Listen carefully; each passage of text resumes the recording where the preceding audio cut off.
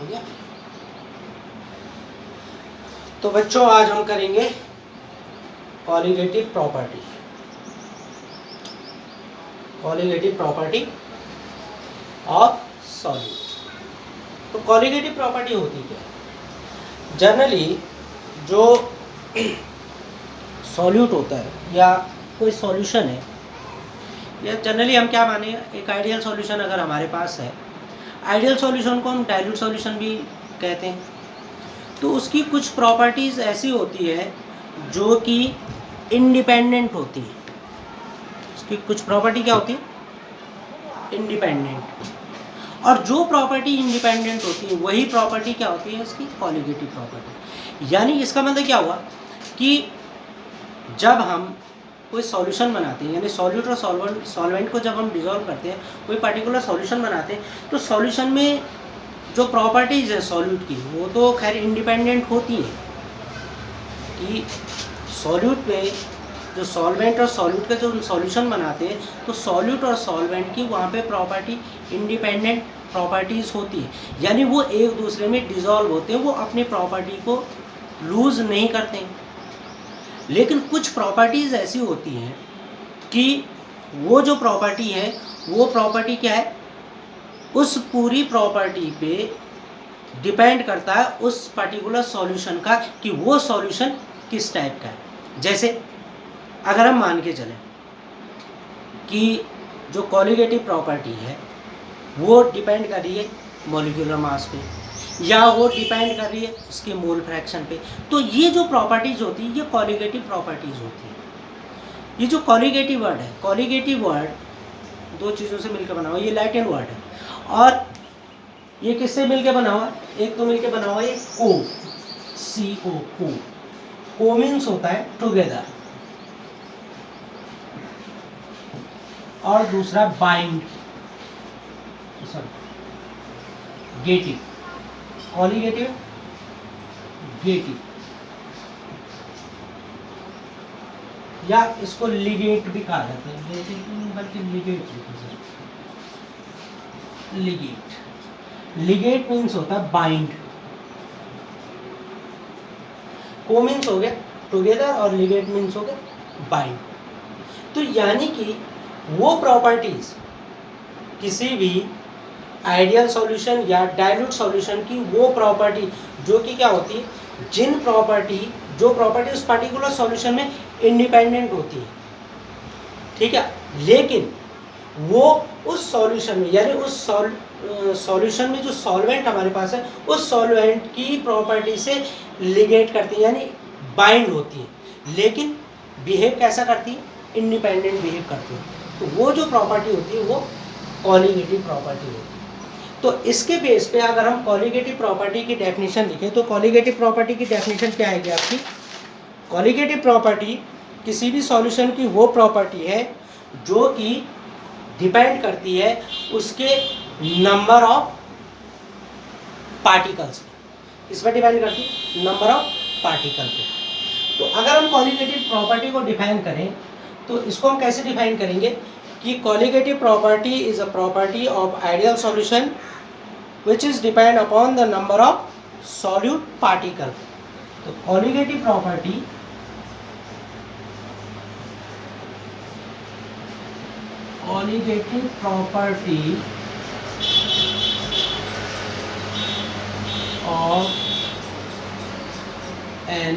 of an ideal or dilute solution is the property, qualitative property of an ideal or dilute solution is the property which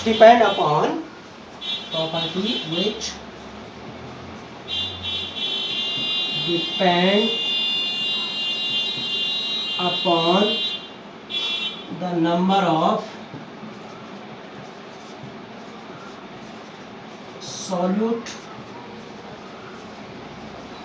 particles. अब solute particles क्या होंगे?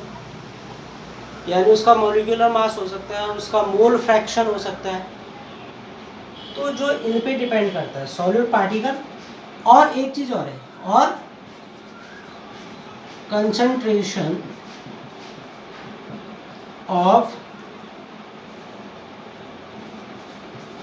Solute in solution. या तो solute के particle पे depend करें, और solute के पार्टिकल क्या होंगे आपके, सॉल्यूट के पार्टिकल हम कैसे वो करते हैं, सॉल्यूट के पार्टिकल आपका मोलर मास हो गया, नंबर ऑफ मोल डिसॉल्व, तो नंबर ऑफ मोल के लिए हमें क्या चाहिए, मोलर मास चाहिए, या आयन हो गए या मॉलिक्यूल हो गए, तो ये उसके पार्टिकल हो गए। तो किसी पर्टिकुलर सॉलिड में, किसी पर्टिकुलर सॉल्यूशन में सॉल्यूट के जितने नंबर ऑफ पार्टिकल डिसॉल्व है वो उसकी कॉलिगेटिव प्रॉपर्टी होती है, ठीक है। तो इसके अकॉर्डिंग अगर हम देखें तो जो कॉलिगेटिव प्रॉपर्टी होती है, कॉलिगेटिव प्रॉपर्टी जनरली कितने टाइप की होती है, 4 टाइप्स की होती है। तो कॉलिगेटिव प्रॉपर्टी जो होती है वो कितने टाइप की होती है, 4 टाइप्स की।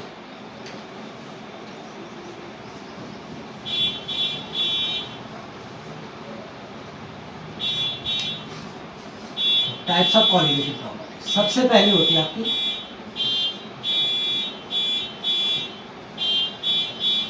Relative lowering in vapour pressure, relative lowering in vapour pressure. दूसरी होती है आपकी elevation in boiling point. Third होती है आपकी डिप्रेशन इन फ्रीजिंग पॉइंट। और फोर्थ होती है आपकी ऑस्मोटिक प्रेशर। तो सबसे पहले लेंगे हम इसमें relative lowering in vapour pressure.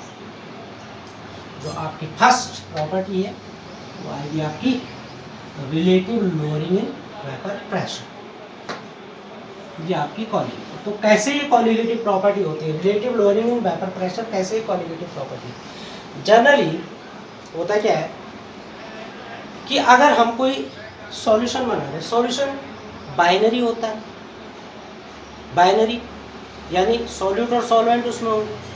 जब हम कोई सॉल्यूशन बनाते हैं तो सॉल्यूशन बनाने में हम क्या लेते हैं, ये आपका सॉल्यूट हो गया और ये आपका सॉल्वेंट हो गया।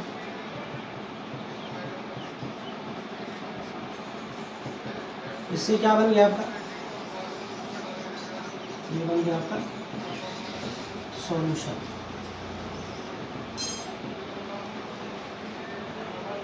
तो जब हम सॉल्यूट और सॉल्वेंट को डिसॉल्व करते हैं तो तब हमें क्या मिलता है, सॉल्यूशन। ये हमें जनरली पता है। अभी देखो यहाँ पे जो सॉल्यूट है, सॉल्यूट को हम क्या मान के चल रहे हैं, बी, और सॉल्वेंट को क्या मान के चल रहे हैं, ए। अब यहाँ पे देखो जब हमने आइडियल सॉल्यूशन किया था,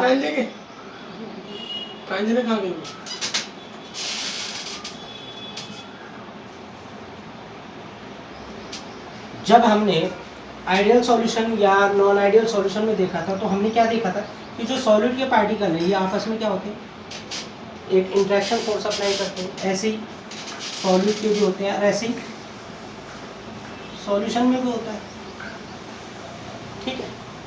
तो ये जो प्रेशर है, अगर हम यहाँ पे प्रेशर मान के चलें कि इनको हम क्या करें, वेपर फॉर्म में ला रहे हैं। वेपर फॉर्म में क्या है कि जो वेपर है वो वेपर क्या करिए, सॉल्यूट पे एक प्रेशर एक्सर्ट करिए, ऐसे सॉल्वेंट पे भी एक्सर्ट करिए, ऐसे ही सॉल्यूशन पे भी एक्सर्ट करिए। तो यहाँ पे जो सॉल्यूट है, सॉल्यूट के जो पार्टिकल्स हैं वो सॉल्यूट के जो सॉल्यूट का जो वेपर है, सॉल्यूट का वेपर प्रेशर जो है वो क्या करा, इस सॉल्यूट पे एक प्रेशर अप्लाई करते हैं। क्लियर। तो ये जो प्रेशर होगा ये क्या होगा, प्योर वेपर प्रेशर। क्या होगा, प्योर वेपर प्रेशर, और इसको हम किससे डिनोट करते हैं, पी नॉट से। अब किसका है, सॉल्यूट का है, तो सॉल्यूट क्या हो जाएगा, पी नॉट बी। ऐसे ही अगर हम सॉल्वेंट में देखें तो pure vapour pressure of solvent क्या हो जाएगा आपका, पी नॉट बी, ठीक है। और ये तो आपका पी होगा टोटल, पी टोटल, इसको हम क्या लिखेंगे, पी टोटल, या इसको हम क्या लिखते हैं, P S, vapour pressure of solution. अब मैंने ये क्यों किया, ये इसलिए किया मैंने, क्योंकि जब हम सॉल्यूट और सॉल्वेंट को मिक्स करते हैं, जब सॉल्यूशन बनाते हैं, तो जनरली क्या होता है कि जो वेपर प्रेशर होता है, जो वेपर प्रेशर होता है वो डिक्रीज हो जाता है। अगर यहाँ पे हम ये देखें कि जो हमारे पास सॉल्वेंट है, अगर हम सॉल्वेंट का वेपर प्रेशर है, यानी इसको इस तरीके से समझ सकते हैं हम कि हमने सॉल्वेंट में कोई नॉन वॉलेटाइल सॉल्यूट ऐड करना है, वॉलेटाइल सॉल्यूट ऐड करना है। तो जब हम सॉल्यूट को ऐड करते हैं तो सॉल्यूट के ऐड करने पे जो वेपर प्रेशर है, वेपर प्रेशर डिक्रीज होता है, ठीक है। जो वेपर प्रेशर होता है सॉल्यूशन का वो डिक्रीज होता है। अब वो क्यों डिक्रीज होता है, उसका रीजन है, उसका रीजन क्या है कि जब सॉल्यूट और सॉल्वेंट मिक्स होते हैं, हम किस में करेंगे, किसी कंटेनर में मिक्स करेंगे। तो जब हम किसी कंटेनर में सॉल्यूट और सॉल्वेंट को मिक्स करते हैं तो जो सॉल्यूट के पार्टिकल्स होते हैं वो कंटेनर में सरफेस एरिया एक्वायर कर लेते हैं, कंटेनर का कोई सरफेस एरिया ही एक्वायर कर लेते हैं।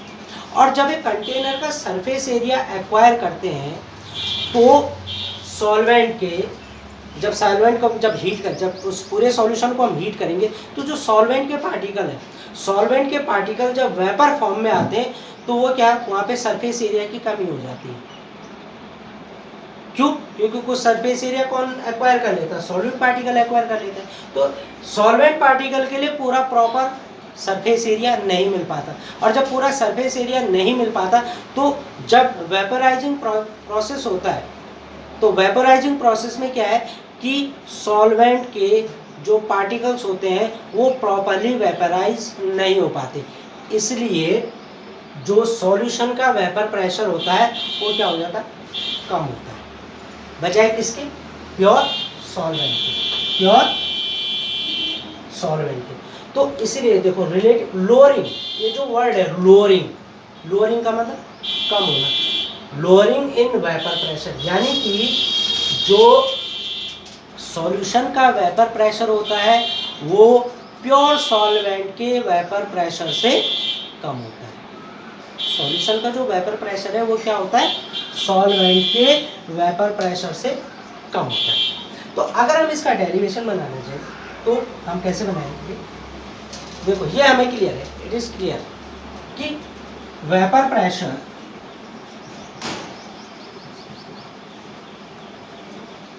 Of solution is less than that of vapor pressure of pure solvent। अब ऐसे क्यों होता है, मैंने तुम्हें अभी भी बताया कि जब हम सॉल्यूट और सॉल्वेंट को मिक्स करते हैं, किसमें करेंगे, मिक्स से कंटेनर में मिक्स करेंगे, तो जो सॉल्यूट के पार्टिकल है वो उस कंटेनर में सरफेस एरिया, कुछ सरफेस एरिया एक्वायर कर लेते हैं, और जब इस सरफेस एरिया को एक्वायर करते हैं और जब हम इस सॉल्यूशन को क्या करते हैं, वेपर फॉर्म में लाते हैं, इसको हीट करते हैं, वेपर फॉर्म में लाते हैं, तो जो सॉल्वेंट, हमारे पास जो सॉल्वेंट है, सॉल्वेंट के जो पार्टिकल्स हैं वो प्रॉपरली वेपर नहीं हो पाते, क्योंकि वहाँ पे सरफेस एरिया की कमी हो जाती है। तो जब सरफेस एरिया कम होगा तो कम अमाउंट में ही वेपर बनेगी, जब एरिया कम होगा तो वेपर भी क्या बनेगी, कम बनेगी, तो कम बनेगी तो सॉल्यूशन का वेपर प्रेशर क्या होगा, प्योर सॉल्वेंट के वेपर प्रेशर से कम हो जाएगा, ठीक है। तो वेपर प्रेशर ऑफ सॉल्यूशन, इसको हम लेते हैं vapour pressure of solution. Vapour pressure of solution denote किया जाता है किससे, सॉरी सॉल्यूशन है तो इसको पीएस से डिनोट कर लेंगे, vapour pressure of solution.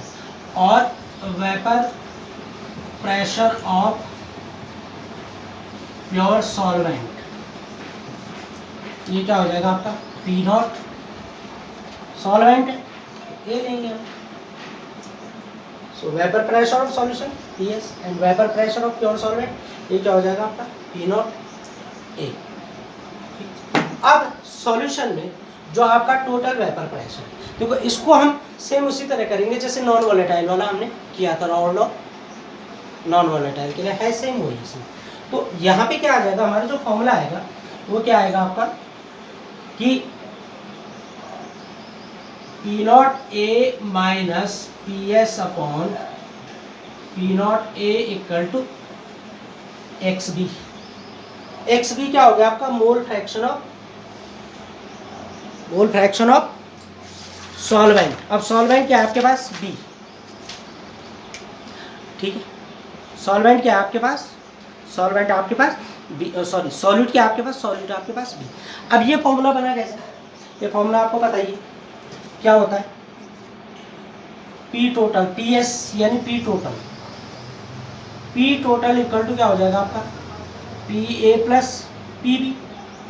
Non volatile के लिए पी बी क्या होता है 0, तो पी एस और पी टोटल इक्वल टू क्या हो जाएगा, पी ए इक्वल टू क्या होता है P naught A into X A, और पी बी क्या है 0, तो पी एस क्या हो जाएगा आपका P naught A into X A, तो पी एस इक्वल टू क्या हो जाएगा आपका पी एस अपॉन इसको पी नॉट ए ले लो, पी नॉट ए इसको अपॉन में लिया equal to X A equal to क्या होता है 1 minus X B. So P S upon P naught A equal to क्या हो जाएगा X A 1 minus X B. अब ये जो फॉर्मूला आएगा आपका ये क्या हो जाएगा एक्स बी इक्वल टू, इसको इधर ट्रांसपोज करोगे तो ये क्या हो जाएगा 1 minus P S upon P naught A. So X B equal to हो जाएगा आपका P naught A minus P S upon P naught A. अब हम यहाँ पे क्या निकालेंगे, अब निकालेंगे हम यहाँ पे relative lowering in vapour pressure. ये फॉर्मूला आपने रॉड लॉ को इसमें पढ़ा और नॉन वोलेटाइल के लिए, यहाँ तक आपने किया था। अब हम क्या करेंगे इसमें एच बी, क्योंकि ये जो relative lowering in vapour pressure ये क्वालिटेटिव प्रॉपर्टी यानी ये क्या करेगी सॉल्यूट के पार्टिकल पे डिपेंड करेगी। अब पार्टिकल के लिए क्या लेना पड़ेगा, या तो हमें मोलर मास पता करना पड़ेगा उसका। तो अब देखो हम कैसे इसमें मोलर मास निकालेंगे।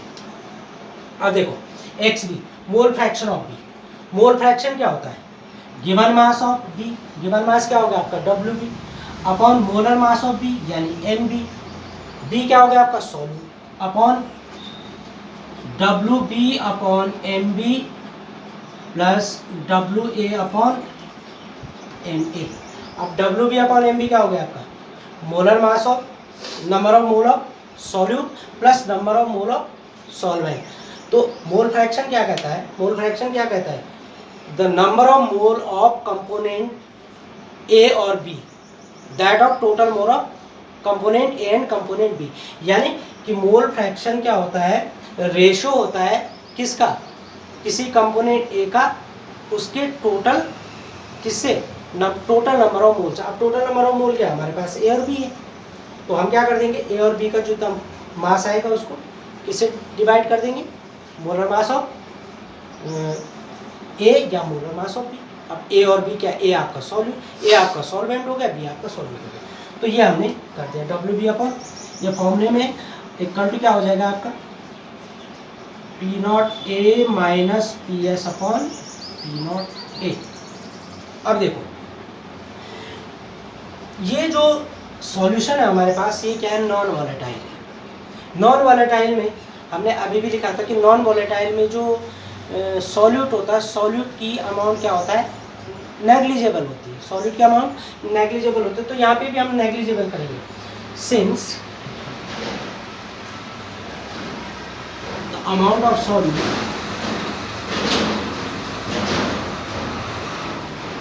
is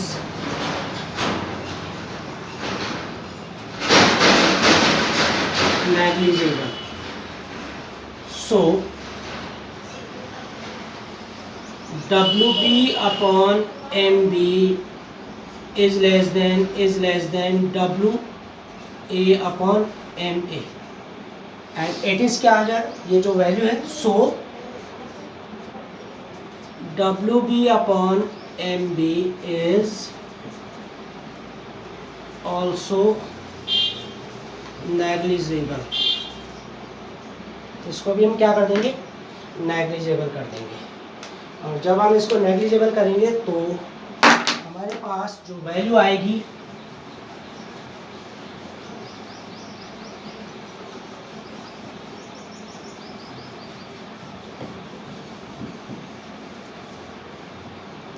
ये वैल्यू आएगी हमारे पास WB upon MB upon WB upon MB. अब यहाँ देखो ये हमने जो नेग्लिजिबल करनी है वैल्यू कहाँ करनी, सॉल्यूशन में करनी है. ऐसे नहीं कि तुम इसको यहाँ ऊपर सॉल्यूट के उसके लिए भी कर दो, नहीं. ये तो हमें वैल्यू निकालनी है. हमें कहाँ करनी है नेग्लिजिबल, सॉल्वेंट में करनी है. तो सॉल्वेंट में करेंगे तो WB अपॉन MB की जगह हम क्या लिख देंगे 0 plus WA upon MA equal to P0A minus PS upon P0A. अब ये क्या हो जाएगा, ट्रांसपोज कर दो इसे WB into MA upon MB into WA equal to P0A minus PS upon P0A. अब देखो यहाँ पे मोलर मास ऑफ सॉल्यूट आ रहे हैं, MB molar mass of solute. और ये क्या है, पार्टिकल वैल्यू है ना. ये जो वैल्यू है क्या है, पार्टिकल वैल्यू है. तो इससे क्या पता चल रहा, इससे ये पता चल रहा कि जो relative lowering in vapour pressure होता है ये कॉलिगेटिव प्रॉपर्टी है. क्योंकि ये किस पे डिपेंड कर रही है, ये सॉल्यूट के मास पे डिपेंड कर रही है. तो अब हमें अगर MB निकालना, मोलर मास ऑफ सॉल्यूट, तो MB इक्वल टू क्या हो जाएगा आपका, ये इसके साथ क्रॉस मल्टीप्लाई हो जाएगा. तो ये हो जाएगा आपका WB into MA into P0A upon P0A minus PS into WA. ये आ गया आपका relative lowering in vapour pressure. तो relative lowering in vapour pressure क्या है, कॉलिगेटिव प्रॉपर्टी है. क्यों, क्योंकि relative lowering in vapour pressure किस पे डिपेंड करता है, ये डिपेंड करता है मोलर मास ऑफ सॉल्यूट पे. ठीक है ना, किस पे डिपेंड करेगा, मोलर मास ऑफ सॉल्यूट पे. तो इसलिए ये जो प्रॉपर्टी है ये क्या है, कॉलिगेटिव प्रॉपर्टी. तो ये हो गया आपका first relative lowering in vapour pressure. Clear. अब नेक्स्ट में हम करेंगे एलिवेशन इन बॉइलिंग पॉइंट. कितना हो गया,